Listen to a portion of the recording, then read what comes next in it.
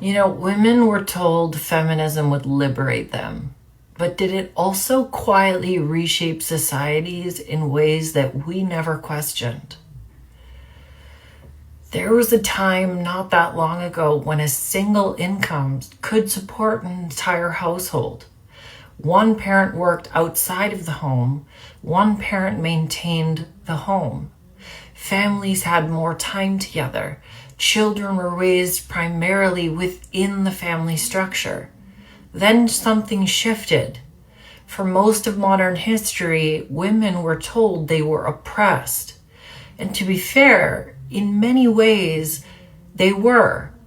Women fought very hard for the right to vote, the right to own property, the right to participate in society fully. Those were meaningful victories at the time, but somewhere along the way since then, the story has very much changed. The message slowly shifted from women should have choices to the home is just not enough. Motherhood, caregiving, nurturing the family, things that had once been considered powerful roles suddenly became framed as limitations, and a new ideal appeared. The successful woman was the one who entered the workforce, climbed the ladder, and became economically productive in the same way men had always been expected to.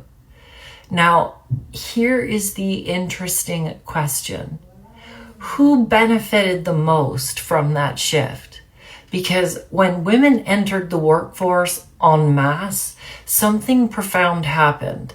The labor force doubled. Households that once ran on one income suddenly required two. Taxes doubled. Consumption doubled. The economy expanded dramatically. Now, I'm not saying that women shouldn't work. Freedom means choice.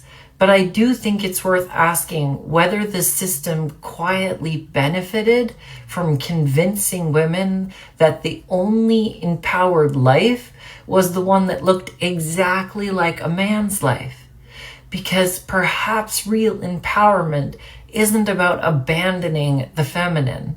Perhaps it's about valuing it again. Not every woman wants the same life, and true liberation would mean honoring all paths. The entrepreneur, the artist, the mother, the homemaker, the explorer. Pearl Davis recently delivered a brutal reality check on the topic of feminism that stopped me in my tracks. When faced with a one-on-one discussion with a feminist, she asked very important questions. What is your plan when men stop doing the dirty and dangerous jobs that keep society running? When they stop getting married or they stop having children?